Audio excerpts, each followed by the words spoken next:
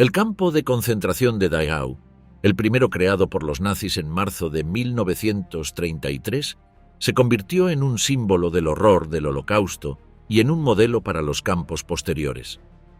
Durante los años de su operación, aproximadamente 41.500 personas murieron tras sus alambradas. Tras la liberación de este infame lugar en abril de 1945, los crímenes cometidos por sus guardias no quedaron impunes. Meses después, en noviembre de ese mismo año, se inició un juicio contra 40 miembros de las SS que habían logrado sobrevivir. A diferencia de los juicios de Nuremberg, enfocados en los altos mandos nazis, este proceso se centró en los perpetradores directos de las atrocidades. La mayoría de ellos enfrentó la pena capital, pagando con sus vidas el precio de sus actos.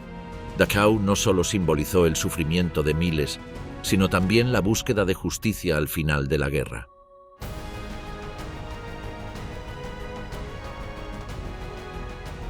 El infierno de Dachau: tortura, muerte y experimentos.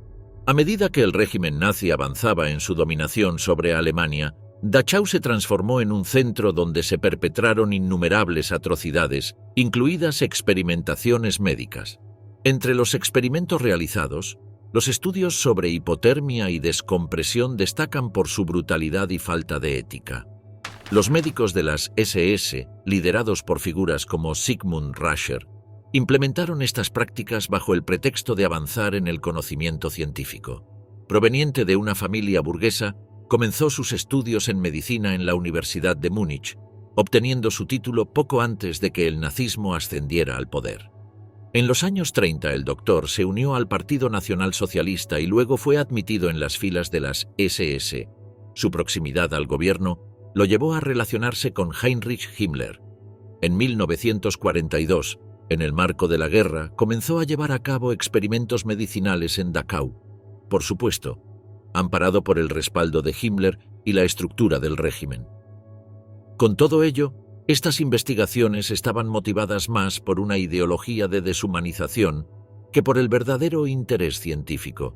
A través de estos experimentos, los prisioneros fueron sometidos a condiciones extremas que causaron sufrimientos indescriptibles y, en muchos casos, la muerte. En los estudios sobre hipotermia, Rascher sumergía a los presidiarios en tanques de agua helada para observar cómo sus cuerpos reaccionaban a temperaturas extremadamente bajas. El objetivo declarado en los informes era investigar métodos para proteger a los pilotos alemanes que caían en aguas frías durante la guerra. No obstante, estas pruebas se realizaron sin ninguna consideración por la vida de los sujetos experimentales. Los cuerpos alcanzaban temperaturas corporales entre 27 y 29 grados Celsius, lo que provocaba temblores incontrolables, pérdida de conciencia y, finalmente, la muerte. Ese hombre observaba los efectos del enfriamiento, anotando detalles sobre el ritmo cardíaco, la respiración y los movimientos musculares. Las personas sufrían frente a sus ojos mientras él se limitaba a usar un bolígrafo y una libreta. Se calcula que alrededor de 300 personas fueron sometidas a estos experimentos, de las cuales más de un centenar no sobrevivió. Rascher incluso probó técnicas de reanimación que incluían métodos aberrantes como el calor animal, una práctica que implicaba la colocación de mujeres desnudas junto a los prisioneros para transferirles calor mediante contacto físico. Este método, además de obsceno, era completamente ineficaz. Paralelamente, los experimentos de descompresión se enfocaron en simular las condiciones de altitud extrema que enfrentaban los pilotos de combate. En una cámara de descompresión diseñada específicamente para este propósito, los reos eran sometidos a una presión equivalente a altitudes de hasta 20 kilómetros. Los efectos de estas pruebas eran devastadores. Los sujetos sufrían convulsiones, pérdida de conciencia, hemorragias internas y externas y, en muchos casos, una muerte agonizante debido a la falta de oxígeno. Las escenas resultantes eran tan brutales que, según se relata, incluso algunos de los guardias tuvieron dificultades para soportarlas. Cerca de 80 inocentes murieron directamente como consecuencia de estos experimentos, que se llevaron a cabo sin ningún consentimiento ni posibilidad de supervivencia para muchos. Rascher documentaba cada detalle de las reacciones fisiológicas, argumentando que su trabajo contribuiría a mejorar la supervivencia de los aviadores alemanes. Según él, con el régimen nazi, la ciencia avanzaba a un ritmo acelerado.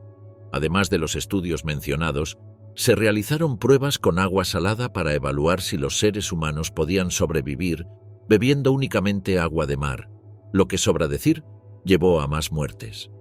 La falta de cualquier regulación ética o científica convirtió a los cautivos en meros objetos de estudio, eliminando toda humanidad en el proceso. El carácter inhumano de estos procedimientos no pasó desapercibido. Sin embargo, el respaldo incondicional de Himmler y el aparato de propaganda nazi silenciaron cualquier crítica. Incluso enviaba informes directamente al líder de las SS, quien consideraba sus investigaciones fundamentales para los esfuerzos bélicos del Tercer Reich. Pero en 1944, la suerte de Rascher comenzó a cambiar. Acusaciones de corrupción y comportamiento desleal surgieron dentro de las SS, lo que debilitó su posición y eventualmente conllevó a su orden de asesinato por la misma organización. También estaban las torturas y los tratos crueles que los reos recibían por parte de los guardianes. Para empezar, los prisioneros eran transportados al campo en vagones de mercancías, hacinados y sin acceso a comida ni agua durante días. Al llegar, eran despojados de sus pertenencias, rapados y forzados a desnudarse para un proceso de desinfección. Las condiciones de vida eran extremas, los barracones estaban sobrepoblados y carecían de medidas básicas de higiene, lo que contribuía a la propagación de enfermedades y al debilitamiento físico de los presentes. El trabajo forzado fue una de las herramientas principales de tortura en Dachau. Desde su apertura, los internos fueron obligados a realizar trabajos agotadores, como la construcción de infraestructuras y el drenaje de pantanos. Con el tiempo, este esfuerzo se canalizó hacia la producción industrial, especialmente armamentística, destinada a sustentar la economía de guerra del Tercer Reich. Las jornadas de trabajo superaban las 12 horas diarias, con una alimentación escasa que no permitía la recuperación física. Muchos cautivos sucumbieron al agotamiento, las enfermedades y los accidentes laborales, convirtiendo el trabajo en una forma de exterminio lento. Por si fuera poco, la violencia física era parte integral de la vida diaria allí. Los guardias de las SS utilizaban garrotes para golpear a los presidiarios en diferentes partes del cuerpo, incluyendo las plantas de los pies y las manos, como método de control y humillación. Este maltrato no distinguía entre jóvenes o ancianos y era frecuentemente acompañado de otras formas de abuso. Además, se implementó la tortura sónica, utilizando altavoces para reproducir música a alto volumen, como marchas militares y canciones patrióticas, con el fin de aturdir, desorientar y quebrantar la moral. Esta práctica también servía para camuflar los gritos de aquellos que eran torturados. Las ejecuciones sumarias fueron otro elemento constante en la dinámica del campo. Los prisioneros eran llevados al patio del búnker o al campo de tiro, donde eran fusilados sin juicio previo. Más de 4.000 personas murieron de esta manera, en procedimientos que buscaban infundir miedo entre los internos y eliminar cualquier posibilidad de resistencia. Los procedimientos de ejecución en Dachau seguían un patrón establecido. En primer lugar, se realizaba una selección, identificando a aquellos que eran demasiado débiles o enfermos para trabajar.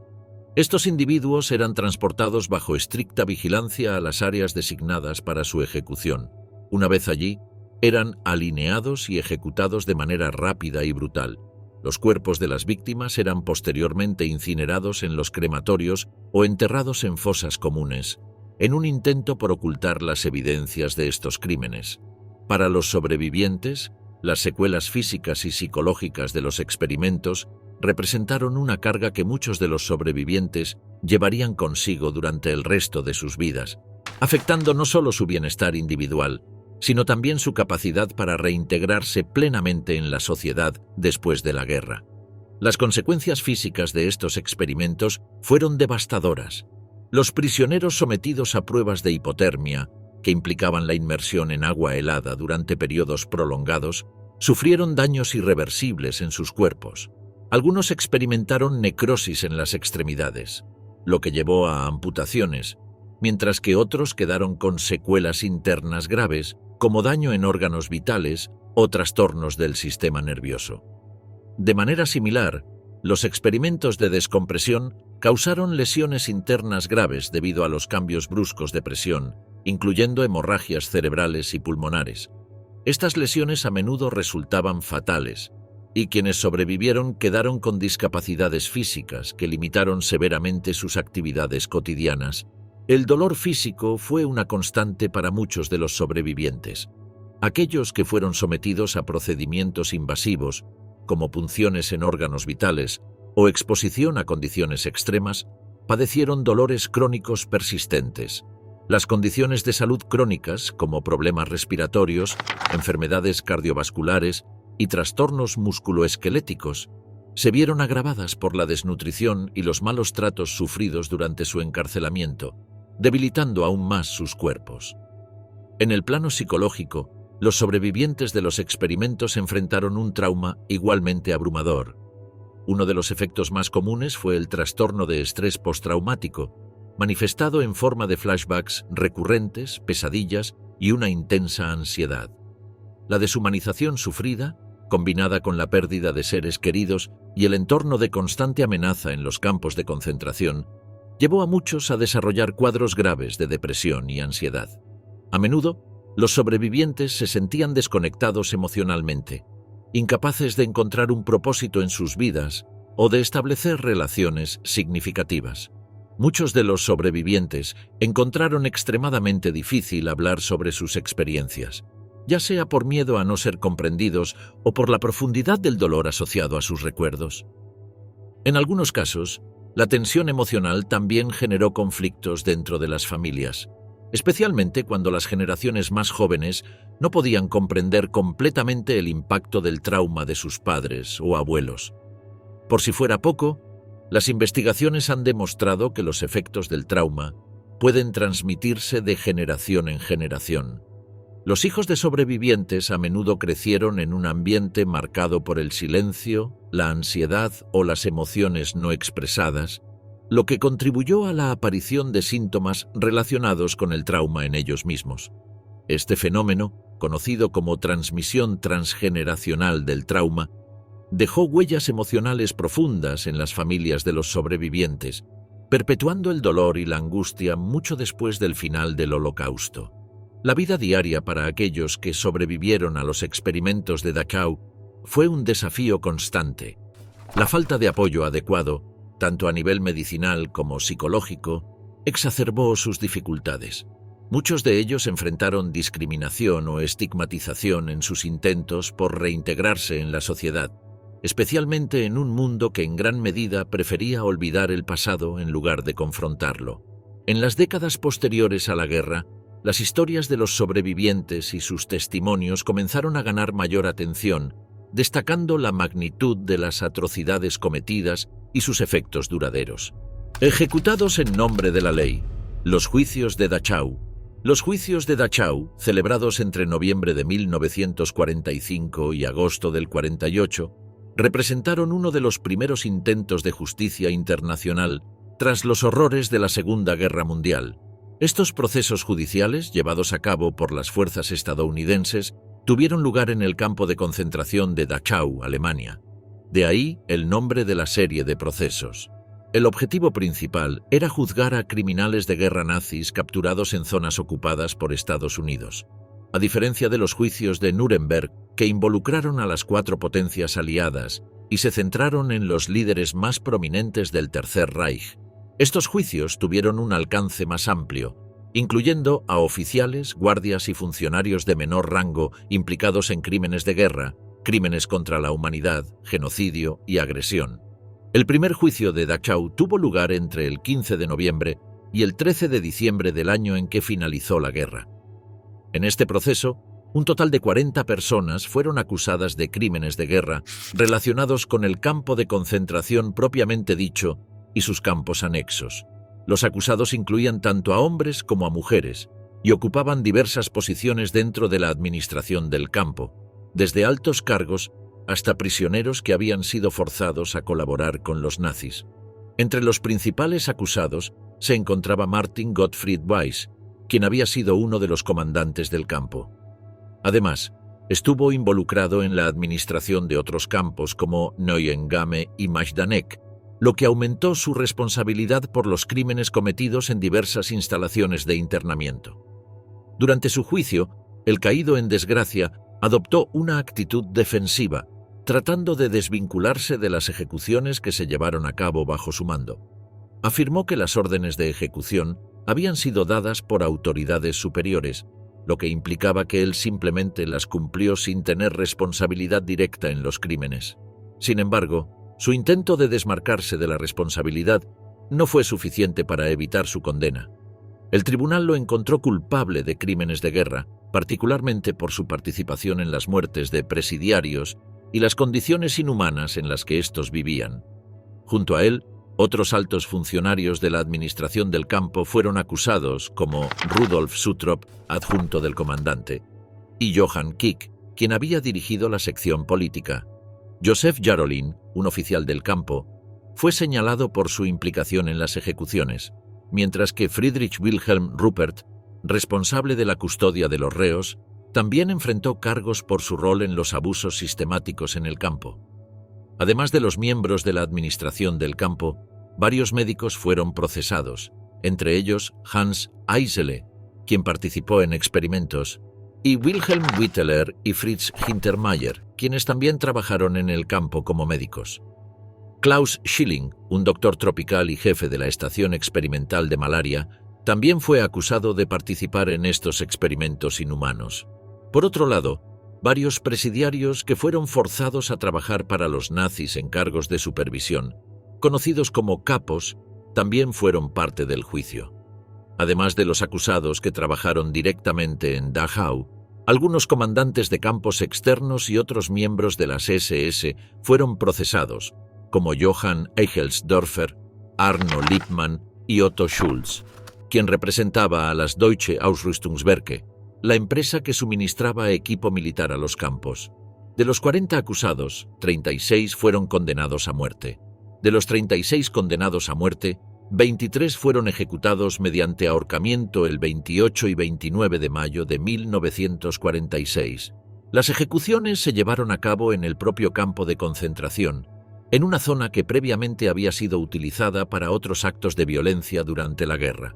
El ahorcamiento fue el método de ejecución elegido y se realizó bajo estrictas medidas de seguridad.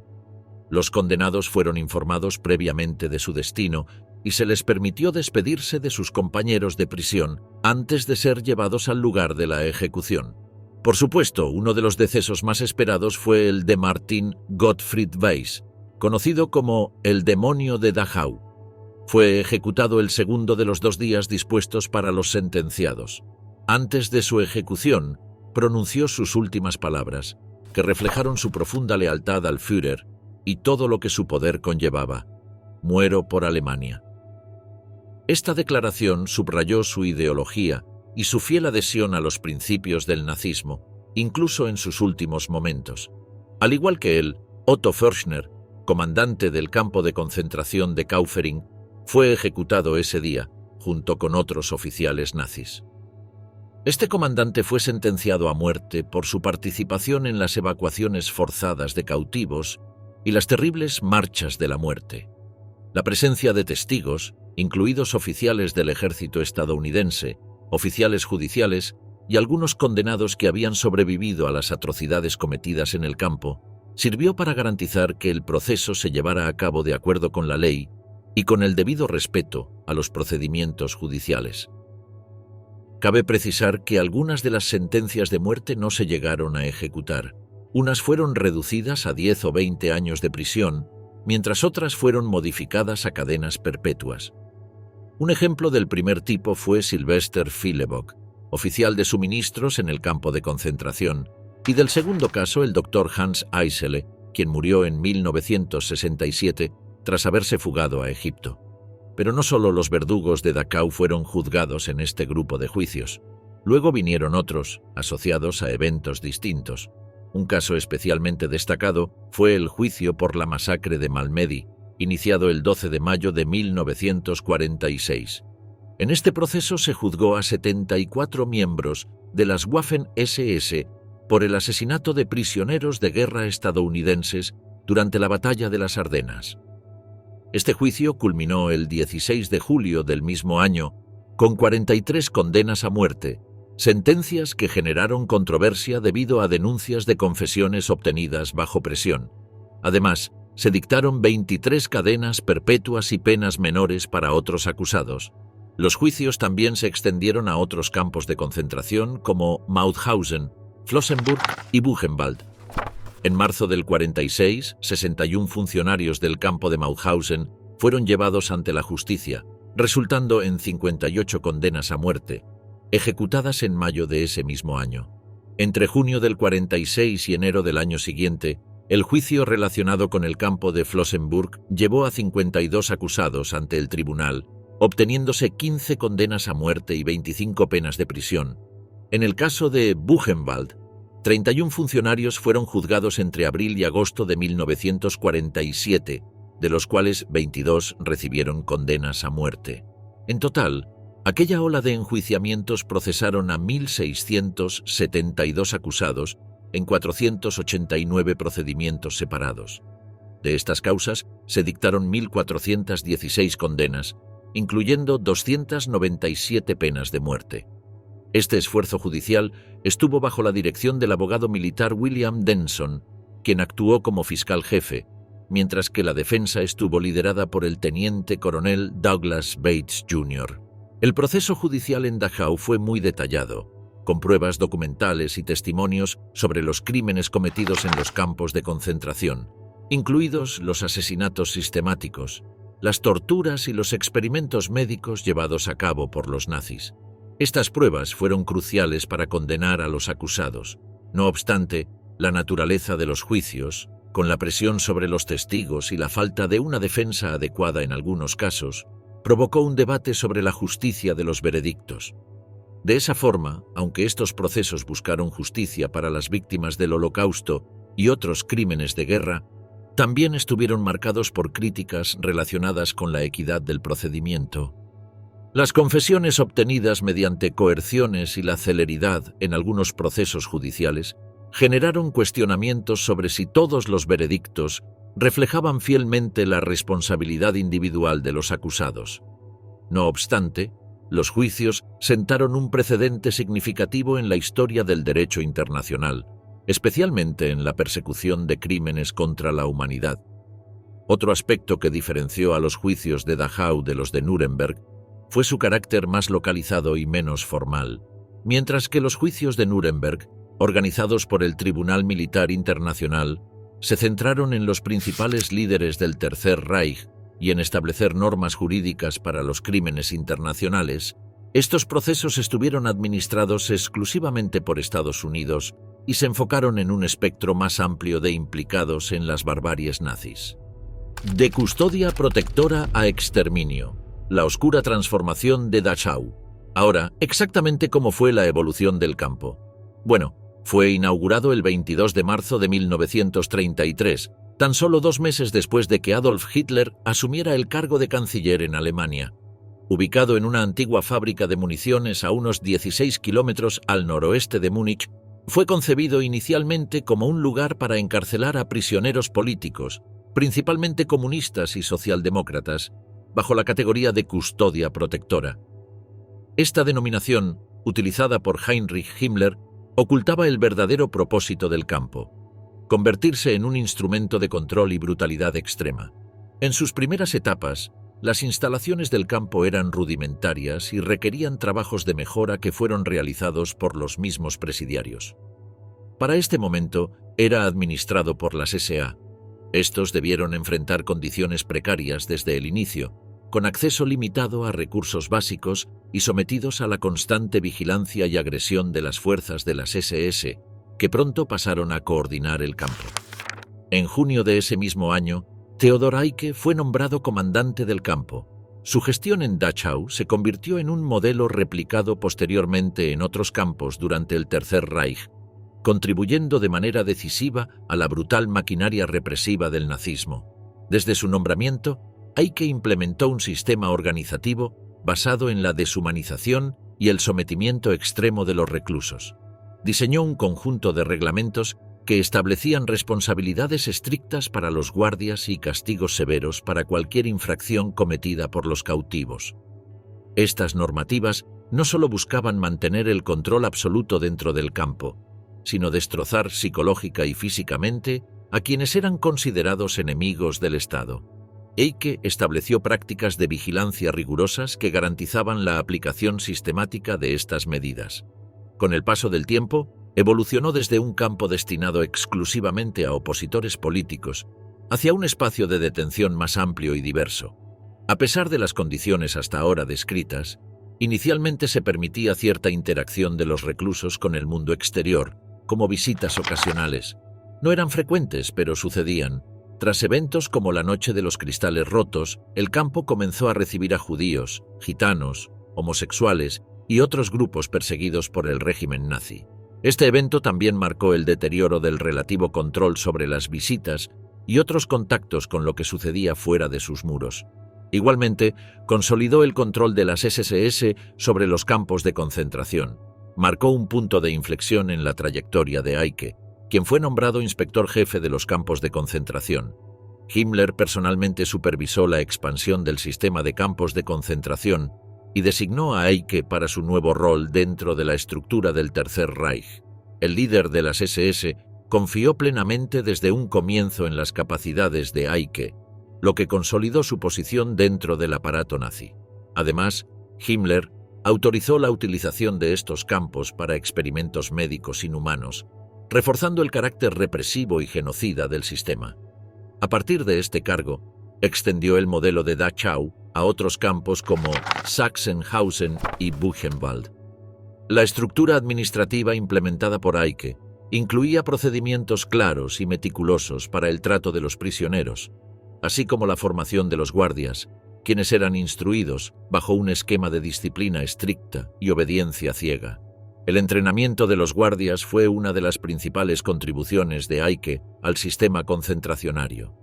Bajo su supervisión, los miembros de las SS adoptaron una mentalidad en la que la violencia y el abuso no solo eran permitidos, sino incentivados como herramientas de control.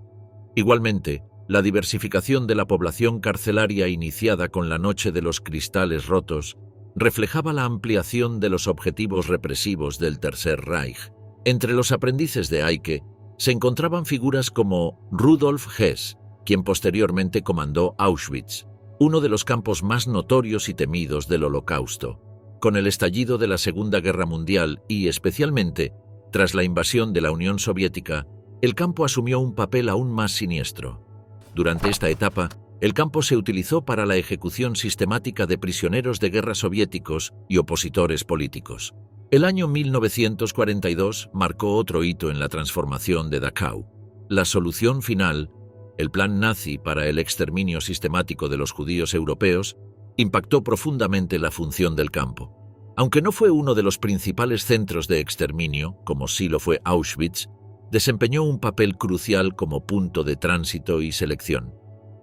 Presidiarios considerados no aptos para trabajar eran enviados a otros centros de exterminio como Schloss Hartheim, en Austria. Allí, bajo el programa de eutanasia del régimen, eran asesinados mediante métodos inhumanos como el uso de gas. Durante este periodo, más de 2.500 cautivos fueron transferidos desde Dachau a estos centros, donde encontraron la muerte. La construcción de un crematorio y una cámara de gas en aquellas instalaciones subrayó aún más su transformación hacia un centro de exterminio. Mientras tanto, las condiciones de vida para los que estaban obligados a quedarse continuaban deteriorándose con el paso de los días. El hambre, las enfermedades y los abusos sistemáticos se convirtieron en características omnipresentes del día a día en el campo, contribuyendo a miles de muertes adicionales. En total, se estima que más de 200.000 personas pasaron por allí durante los 12 años de su existencia y más de 40.000 de ellas perdieron la vida debido a las condiciones ya descritas y a otras que se irán explorando. Algunas de las víctimas más emblemáticas incluyen a Martin Niemöller, un pastor luterano que inicialmente apoyó al gobierno, se convirtió en un ferviente crítico a medida que las políticas de Hitler comenzaron a afectar a las iglesias protestantes. Fundó la Liga de Emergencia de los Pastores en 1934 para resistir la nazificación de la Iglesia. Su valentía lo llevó a ser arrestado por la Gestapo 3 años más adelante, y tras un breve juicio fue encarcelado en varios campos de concentración, incluyendo Dachau. Durante su tiempo en ese lugar, Niemöller enfrentó el sufrimiento extremo y la deshumanización, pero mantuvo su fe y se convirtió en un símbolo de resistencia espiritual. Su experiencia lo llevó a reflexionar sobre la complicidad de la sociedad alemana con el régimen. Tras la liberación del campo, dedicó su vida a abogar por el pacifismo y el reconocimiento del Holocausto, lamentando su inicial apoyo al nazismo. Su famoso poema «Primero vinieron por» encapsula su arrepentimiento y la importancia de la resistencia ante la opresión. Otro cautivo destacado fue Titus Brandsma, un sacerdote carmelita neerlandés, destacado por su firme oposición a todo lo que acontecía en Europa. En 1942, tras instar a los periódicos católicos a no publicar propaganda nazi, fue arrestado por la Gestapo. Su detención lo llevó a varias prisiones, incluyendo Scheveningen, antes de ser trasladado al campo de concentración de Dachau el 13 de junio. Allí, Brandsma compartió su cautiverio con más de 2000 sacerdotes y religiosos, creando un ambiente de camaradería en medio del sufrimiento. Aunque las condiciones eran brutales y los presidiarios enfrentaban trabajos forzados y maltratos, Brandsma mantuvo su fe y se convirtió en un símbolo de resistencia espiritual. Su salud se deterioró rápidamente debido a las condiciones inhumanas, llevándolo a ser ingresado en el hospital del campo. El 26 de julio fue asesinado mediante una inyección letal de ácido carbólico. Años después, su legado perduró. Fue beatificado en 1985 y canonizado en 37 años luego.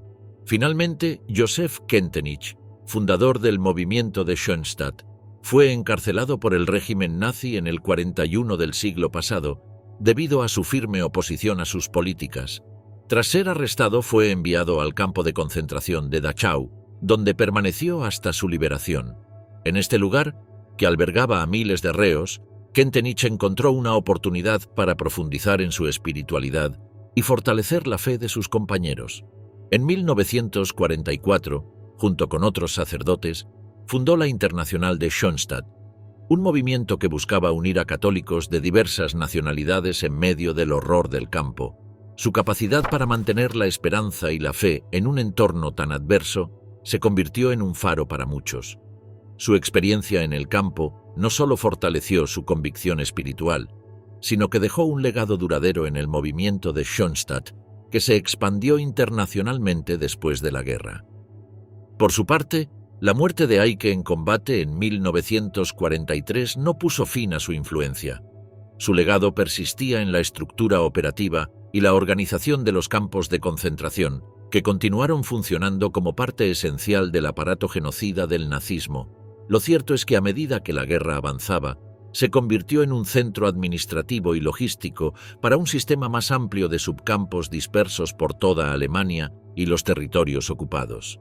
Estos subcampos, alrededor de 150 en total, estaban destinados principalmente al trabajo forzado, otro aspecto crucial de la máquina represiva nazi. Prisioneros de Dachau eran enviados a estos lugares para realizar trabajos extenuantes en condiciones igualmente inhumanas, lo que a menudo resultaba en la muerte. El campo se mantuvo en operación hasta el 29 de abril de 1945, cuando fue liberado por las tropas estadounidenses. Para ese momento, su comandante ya era Martin Gottfried Weiss. A pesar de su liberación, el impacto de Dachau no se limitó a los años de la guerra. El campo se erigió como un símbolo del terror y la opresión nazi, y su legado persiste en la memoria colectiva como un recordatorio de los peligros del totalitarismo. Hoy en día, el sitio alberga un memorial y un museo dedicados a preservar la historia del Holocausto y a educar sobre las consecuencias de la intolerancia y la represión. La liberación de Dachau, el horror no conocido. Al amanecer del 29 de abril de 1945, las tropas estadounidenses llegaron a las puertas del campo de concentración, marcando un punto crucial en los eventos finales de la Segunda Guerra Mundial. A lo largo de sus 12 años de funcionamiento, Dachau fue el destino de más de 200.000 presidiarios, de los cuales se estima que unos 30.000 murieron dentro de las instalaciones. El 29 de abril, las tropas estadounidenses, lideradas por la 45ª División de Infantería y la 20ª División Blindada del Séptimo Ejército, se aproximaron al campo en una operación que formaba parte del avance hacia el corazón del territorio alemán. Lo que encontraron superó cualquier descripción previa de la brutalidad del régimen nazi. La entrada al campo marcó un punto de inflexión no solo para los reos, sino también para los soldados, quienes, acostumbrados ya al horror de la guerra, quedaron profundamente impactados. Se encontraron con una escena dantesca. Más de 30 vagones de ferrocarril estacionados cerca del campo contenían cadáveres en avanzado estado de descomposición. El principal fue el tren de la muerte de Buchenwald. Este tren había partido el 7 de abril bajo la dirección del SS Obersturmführer Hans Merbach. Transportaba a 4.500 penados y llegó a Dachau 20 días después. Fue un viaje extenuante y desmoralizador. Aquellos seres humanos fueron hacinados en vagones de carga sin suficientes alimentos ni agua, lo que resultó en un alto número de muertes por hambre y agotamiento. El delegado del Comité Internacional de la Cruz Roja, Viktor Maurer, fue testigo del estado en que llegaron. A su llegada, se encontraron con un convoy lleno de moribundos y cadáveres, ya que solo 2.385 sobrevivientes fueron registrados tras el transporte. Por otra parte, se estima que más o menos la misma cantidad de cuerpos estaban en descomposición en los vagones, lo que reflejó la brutalidad del tratamiento que habían recibido durante su traslado. El tren fue estacionado en una vía de acceso cerca de la guarnición de las SS y abandonado. Este hallazgo impactó profundamente a los soldados estadounidenses que liberaron el campo. La escena que encontraron fue desgarradora. Muchos cuerpos yacían en los vagones. Simplemente no estaban preparados para observar todo aquello. Dentro del campo, los soldados encontraron alrededor de 67.665 cautivos. Durante meses, habían sobrevivido en medio de privaciones extremas, sometidos a enfermedades como el tifus, que se propagaban rápidamente debido al hacinamiento y la insalubridad. Los cuerpos de los hacinados eran testigos vivientes de la inhumanidad. Desnutridos al punto de la inanición, sus rostros reflejaban el sufrimiento acumulado. Cada mirada parecía contar una historia de resistencia, pérdida y dolor. De algún modo eran personas muertas en vida. Cada rincón de lo que iban descubriendo era más revelador que el anterior. El campo estaba dividido en diferentes áreas diseñadas para controlar y deshumanizar a quienes lo habitaban. Las barracas, construidas para alojar a unas pocas decenas de personas, albergaban a cientos. Estaban desbordadas. No estaban diseñadas para albergar a tantos. La falta de higiene era evidente. Las letrinas desbordaban y el hedor era insoportable. Los espacios no solo eran insalubres, sino también herramientas de opresión, donde el hacinamiento se utilizaba como un arma de terror psicológico. En el área de los crematorios, los hornos permanecían como testigos silenciosos de las ejecuciones en masa que habían ocurrido dentro del campo. Una sección especialmente perturbadora era el llamado búnker, una instalación utilizada para torturas y experimentos médicos. Aunque el horror de estos experimentos era conocido entre los sobrevivientes, lo que más conmocionaba era la idea de que estas prácticas habían sido realizadas con un propósito científico supuestamente legítimo. Existen muchas teorías y rumores, pero no se ha comprobado el uso masivo de la cámara de gas encontrada en Dachau. Aunque no se puede afirmar que fuera un campo de exterminio en el sentido estricto del término, el sufrimiento y las muertes en su interior rivalizaban con las peores crueldades de la historia. Al recorrer las instalaciones, los soldados tomaron nota de cada detalle: las cercas electrificadas, las torres de vigilancia, los documentos abandonados apresuradamente por los oficiales nazis. Todo apuntaba a un sistema meticuloso diseñado para eliminar cualquier forma de humanidad. Varios corresponsales acompañaban a las tropas estadounidenses en su avance, documentando las escenas que se desarrollaban frente a ellos.